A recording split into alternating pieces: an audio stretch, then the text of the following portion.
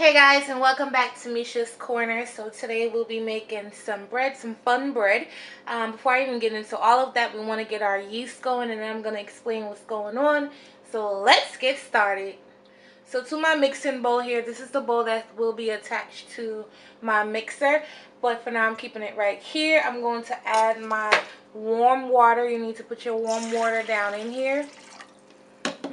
Then you're going to add your sugar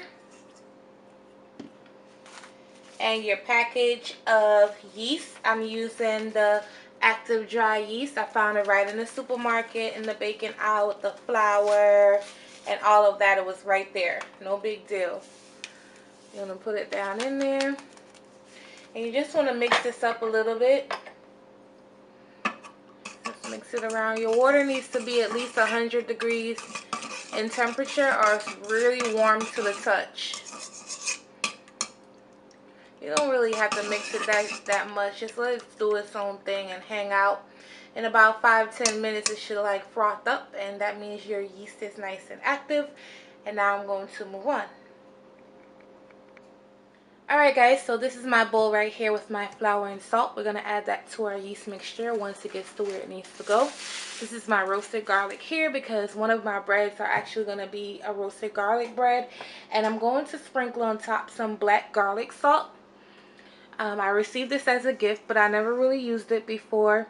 Usually people will sprinkle these flavored salts on their steak, but I'm using it on my bread today. So those are the two flavors. Oh, and the next flavor is going to be a habanero chive cheddar bread. So it's pretty fun. So, alright, so your yeast mixture should be nice and foamy, just like this. Nice and foamy. That means your yeast has reacted. It's nice and ready to go. So now I'm going to put my standing mixer on and get to the next step.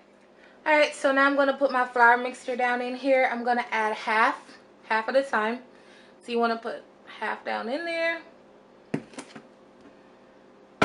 Start off really slow because you guys know how flour does. It'll splash all over the place. You're going to let this go for about 1 minute, and then we're going to add the other half of the flour. Okay, that was about 1 minute. Now I'm going to add the rest of my flour down in here.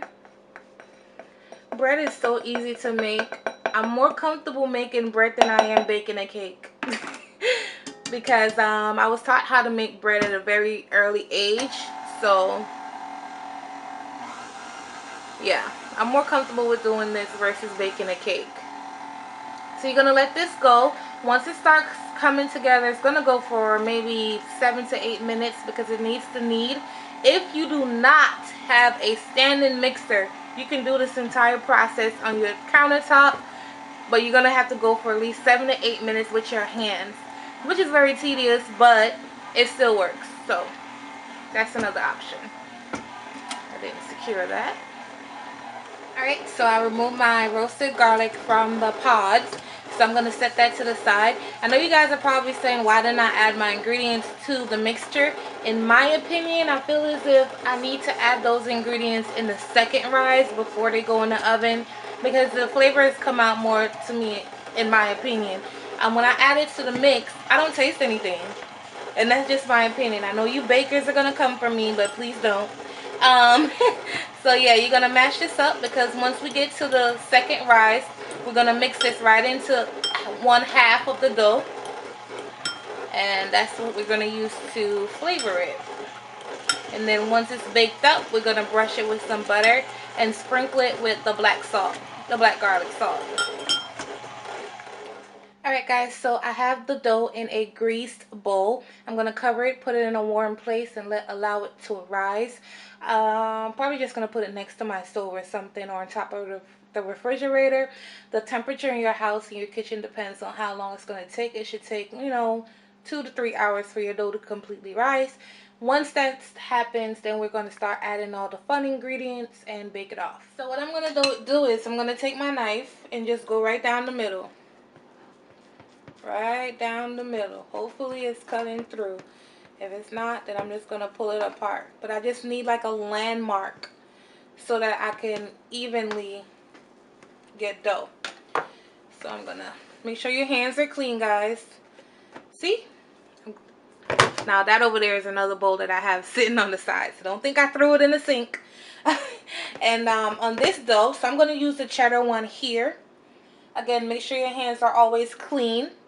So I'm going to add my chives down on here, and my cheddar, and my habanero. I love the spice, so I'm probably going to use almost all of my habanero. Yeah, and of course I had too much cheese, but I wanted it to be there just in case. I don't want to have to stop and start. I don't know what that might do to the dough. You know, you never know. So you're going to mix this in. I'm going to do the other one with the garlic. And then we're going to form them into shapes. Now, you can shape your bread however you prefer. However, and I'm probably going to do 2 out of this because this is a lot of dough. And I didn't want like sliced bread that you eat with breakfast. Like, you know, peanut butter and jelly sandwich bread. I wanted like a baguette. So, that's what I am doing. But again, you can make whatever shape you prefer. So, then I'm going to take the next one. You're going to take your garlic. Now, this is a little more tricky. Let me move that one back there. This one is a little bit more tricky. You want to smash your dough down. You're going to take half of your smashed garlic and smear it like you're smearing a pizza. You're going to smear it. Can y'all see? Yeah, I think y'all can see. Smear it. Then you're going to fold it over. Let me make sure you guys can see me. Alright, so all I did was put the garlic on the back side of it. The last of it. And now you're just going to form your shapes. And we have to let this rise one more time before we pop it into the oven. So clearly I need a lesson in arts and craft. So all I did was press my bread out into logs. That's all I did. Like I said, you could use whatever shape you want to, smaller, bigger bread, whatever. Now you're going to take a clean pair of scissors, have flour on it, because my hands have from the dough. And you're just going to take it, you're going to clip your dough. Like every 2 inches, you're going to clip it. What's this going to do is just give you a little bit of, you know, a little bit of a shape or design, so to say. They won't look so boring. All you're doing is clipping. That's all you're doing, clipping your dough. Now when they bake up, they're going to look really, really pretty. It's going to give it that homemade look. You definitely don't want these to look as if you bought them out the store. So I'm fine with my little mistakes. These are not clipped high enough for me. There we go. There we go.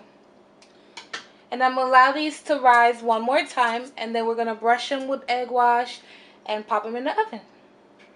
Alright, so while those are in the oven, we're going to get on these because they're only taking 20 minutes. So I'm going to brush this with the same routine, egg wash. 2 eggs and a little water. Remember, all ingredient measurements will be on my website and the link will be listed below. I forget sometimes to put the link below. But if you guys see that I missed it, just let me know. Then you're going to take your garlic salt. Your garlic. Yum. Oh, yes. See, it's sticking together. Let me see. You don't want to put too much. At the end of the day, this is salt. But you want to get enough on there so it can be nice and pretty. And once those come out, these will be going in. Guys, look at this bread. This is what my breads look like. I did brush them with some melted butter, so that's why they're nice and shiny. And they're not the best shape.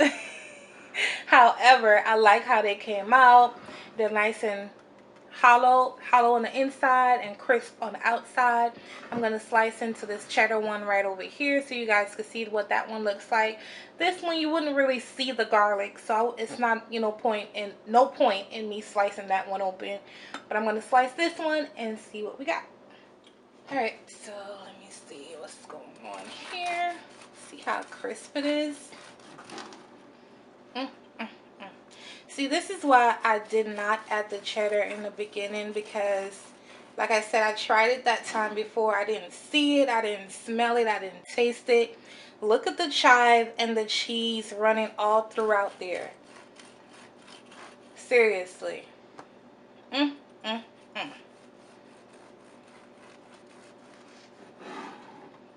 should start selling bread. Look at this. I know y'all see that. Look at the cheese and the habanero. You can see it plain as day. And look how soft and moist this bread is. It doesn't get any fresher than that. Perfectly cooked. And yes, you can overcook bread. So let me taste. Nice. It's not hot at all. No spice. It's not spicy. It's not hot. Oh my God. You guys should make bread from scratch. Yes, the supermarket stuff is easier to come by, but like it's literally all the way through. Look at this. So, I hope you guys give this recipe a try. If you do, tag me, let me know what you think, and I'll see you guys next time on my next video. Bye.